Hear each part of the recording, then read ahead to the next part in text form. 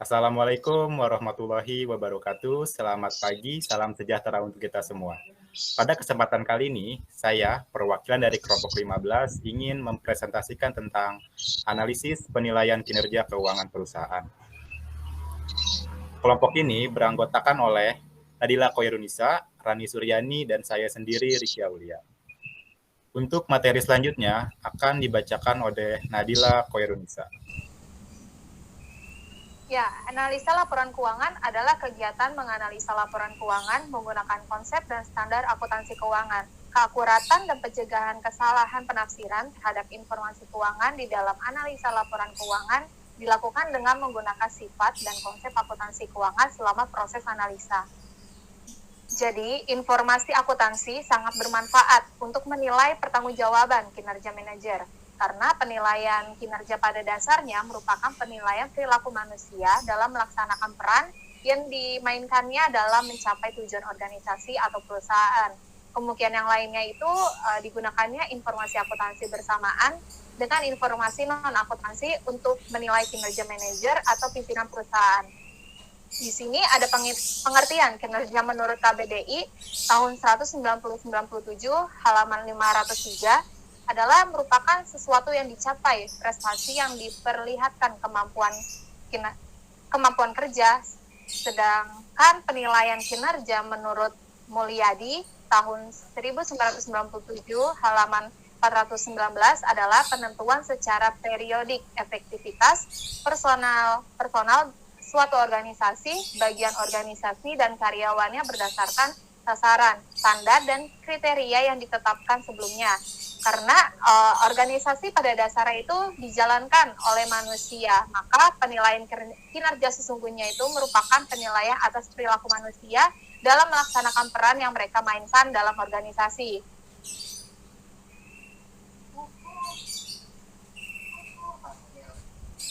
Kemudian di sini juga ada tujuan penilaian kinerja menurut Mulyadi tahun 1997, yang dimana tujuan ini untuk memotivasi karyawan dalam mencapai sasaran organisasi dan dalam mematuhi standar perilaku yang telah ditetapkan sebelumnya, agar membuahkan tindakan dan hasil yang diinginkan. Standar perilaku dapat berupa kebijakan manajemen atau rencana formal yang dituangkan dalam anggaran.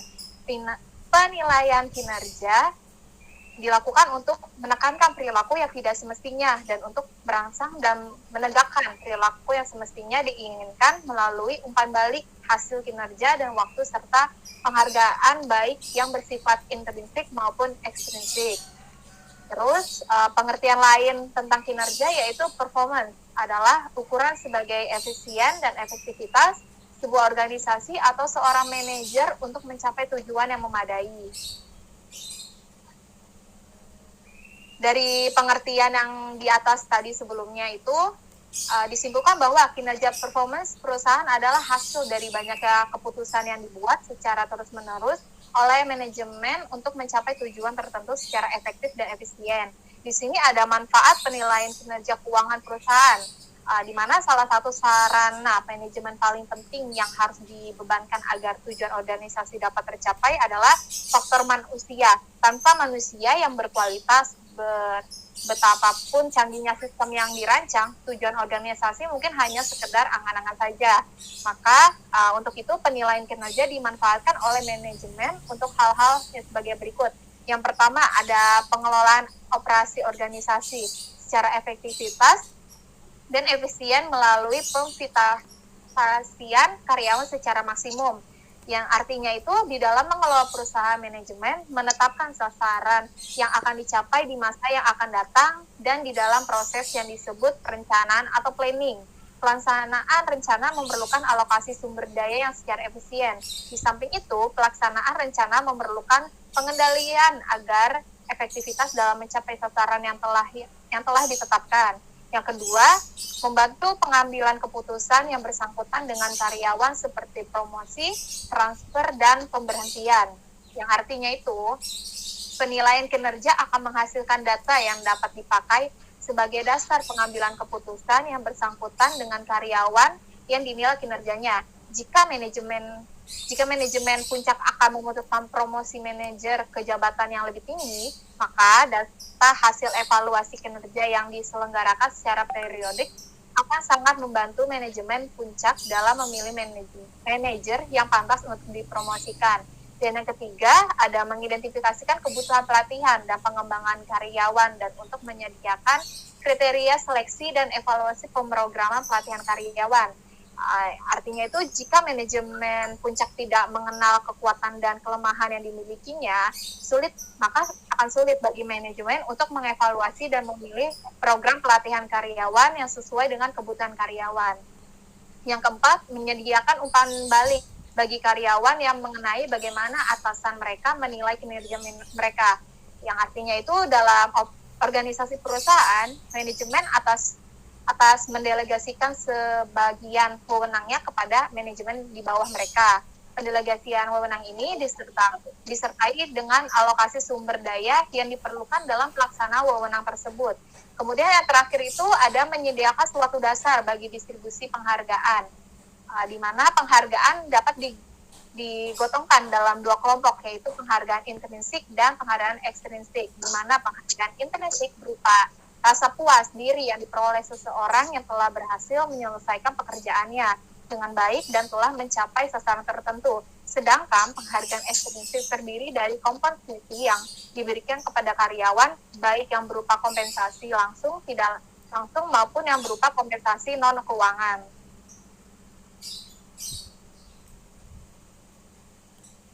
Di sini adapun manfaat dari penilaian kinerja perusahaan adalah sebagai berikut. Yang pertama itu untuk mengukur prestasi yang dicapai oleh suatu organisasi dalam suatu periode tertentu yang mencerminkan tingkat keberhasilan pelaksanaan kegiatan.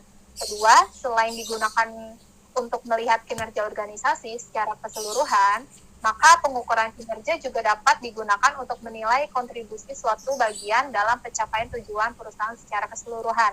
Ketiga, dapat digunakan sebagai dasar penentuan strategi perusahaan untuk masa yang akan datang. Yang keempat, memberikan petunjuk dalam pembuatan keputusan dan kegiatan organisasi pada umumnya dan divisi atau bagian organisasi pada khususnya. Yang kelima, sebagai dasar penentuan kebijakan penanaman modal agar dapat meningkatkan efisien dan produktivitas perusahaan. Untuk materi selanjutnya akan dibacakan oleh Rani Suryani. Baik, selain manfaat kinerja keuangan, ini juga ada tujuan ya. Yang pertama yaitu mengetahui tingkat likuiditas, yaitu kemampuan perusahaan dalam memenuhi kewajiban keuangan yang harus segera diselesaikan pada saat ditagih. Yang kedua yaitu mengetahui tingkat solvabilitas, yaitu kemampuan perusahaan untuk memenuhi kewajiban keuangannya apabila perusahaan tersebut dilikuidasi. Kewajiban keuangan yang dimaksud mencakup keuangan jangka pendek maupun jangka panjang. Yang ketiga yaitu mengetahui tingkat profitabilitas atau rentabilitas, yaitu kemampuan perusahaan dalam menghasilkan laba selama periode tertentu dengan menggunakan aktiva atau modal secara produktif. Yang terakhir yaitu mengetahui tingkat stabilitas, yaitu kemampuan perusahaan dalam menjalankan dan mempertahankan usahanya setiap stabil. Manfaat laporan keuangan yaitu ada laporan neraca, di mana laporan neraca itu merupakan laporan meringkas posisi keuangan suatu perusahaan pada tanggal tertentu. Neraca ini menampilkan sumber daya ekonomis atau aset, kewajiban ekonomis atau hutang, modal saham, dan hubungan antar item tersebut. Di neraca ini ada 4 elemen, yaitu aktiva lain-lain, hutang, dan modal, di mana aktiva itu merupakan sumber-sumber ekonomi yang dimiliki oleh suatu perusahaan. Di aktiva ini juga memiliki dua ya, yaitu aktiva lancar dan aktiva tetap. Di mana aktiva lancar ini meliputi kas dan aktiva lain yang dapat diharapkan untuk dicairkan atau ditukarkan dengan uang tunai. Aktiva lancar ini disajikan di neraca berdasarkan urutan likuiditas, dimulai dari akun yang paling liquid yang termasuk dalam aktiva lancar, yaitu ada kas, surat berharga, piutang usaha, persediaan, barang dagang, dan lainnya. Berikutnya yaitu aktiva tetap.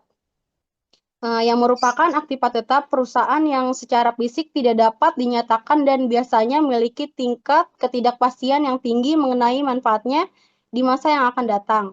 Aktiva ini antara lain yaitu peralatan, mesin, bangunan, dan lainnya.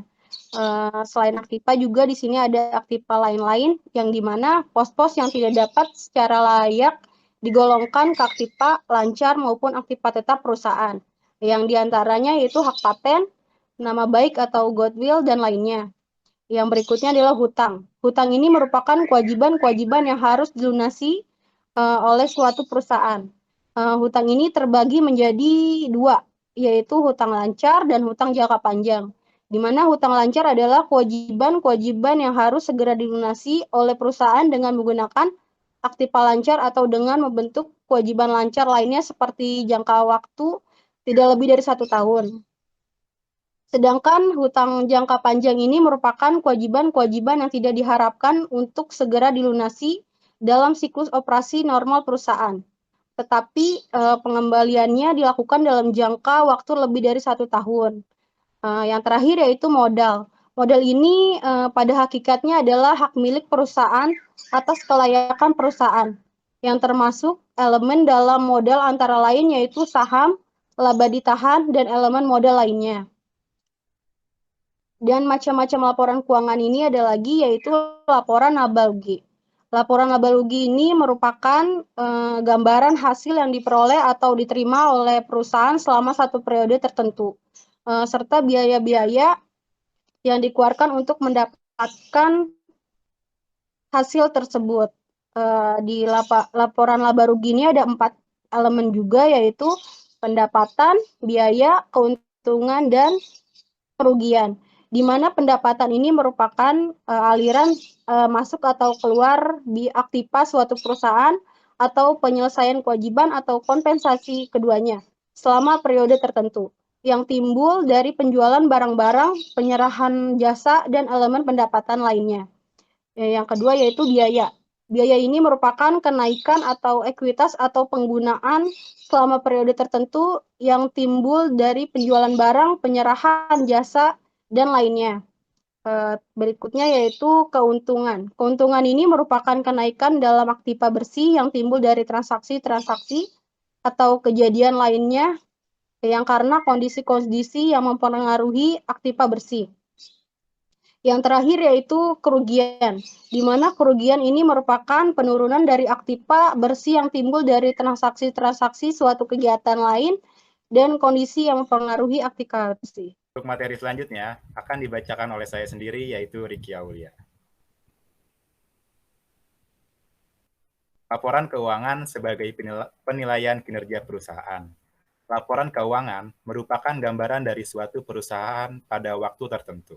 Biasanya ditunjukkan dalam periode atau siklus akuntansi yang menunjukkan kondisi keuangan yang telah dicapai suatu perusahaan dalam periode tertentu. Menurut Munawir, laporan keuangan merupakan alat yang sangat penting untuk memperoleh informasi sehubungan dengan posisi keuangan dan hasil-hasil yang telah dicapai oleh perusahaan. Dengan melihat laporan keuangan, suatu perusahaan akan tergambar di dalamnya aktivitas perusahaan tersebut. Penilaian kinerja keuangan suatu perusahaan merupakan salah satu cara yang dapat dilakukan oleh manajemen agar dapat memenuhi kewajibannya terhadap para penyandang dana dan juga untuk mencapai tujuan yang telah ditetapkan perusahaan. Penilaian kinerja perusahaan yang ditimbulkan sebagai akibat dari proses pengambilan keputusan manajemen merupakan persoalan yang kompleks karena menyangkut efektivitas pemanfaatan modal dan efisiensi dari kegiatan perusahaan yang menyangkut nilai serta keamanan dari berbagai tuntutan yang timbul terhadap perusahaan. Di sini ada tahapan penilaian kinerja perusahaan. Yang pertama, yaitu dimulai dari tahap persiapan, yaitu penentuan daerah pertanggungjawaban dan manajer yang bertanggung jawab. Berikutnya ada penentuan kriteria yang dipakai untuk mengukur kinerja, dan ada juga pengukuran kinerja sesungguhnya. Setelah tahap persiapan, ada lagi tahap penilaian. Di tahap penilaian, kita akan membandingkan kinerja sesungguhnya dengan sasaran yang telah ditetapkan sebelumnya. Lalu, ada penentuan penyebab timbulnya penyimpangan kinerja sesungguhnya dari yang ditetapkan dalam standar. Yang terakhir, ada penegakan perilaku yang diinginkan dan tindakan yang digunakan untuk mencegah perilaku yang tidak diinginkan. Yang terakhir, kita akan mengetahui tentang ukuran kinerja keuangan perusahaan. Yang pertama, ada ukuran kriteria tunggal atau single criterium, yaitu ukuran kinerja yang hanya menggunakan satu ukuran untuk menilai kinerja manajernya. Berikutnya, ada ukuran kriteria beragam, multiple criterium, yaitu ukuran kinerja yang menggunakan berbagai macam ukuran dalam menilai kinerja manajernya. Tujuannya yaitu sebagai penggunaan kriteria ini adalah agar manajer yang diukur kinerjanya mengerahkan usaha kepada berbagai kinerja. Yang terakhir ada ukuran kriteria gabungan, composite criterium, yaitu ukuran kinerja yang menggunakan berbagai macam ukuran, memperhitungkan bobot masing ukuran dan menghitung rata-ratanya sebagai ukuran seluruh kinerja manajernya. Sekian presentasi dari kelompok kami. Apabila ada kesalahan, mohon dimaafkan. Wassalamualaikum warahmatullahi wabarakatuh.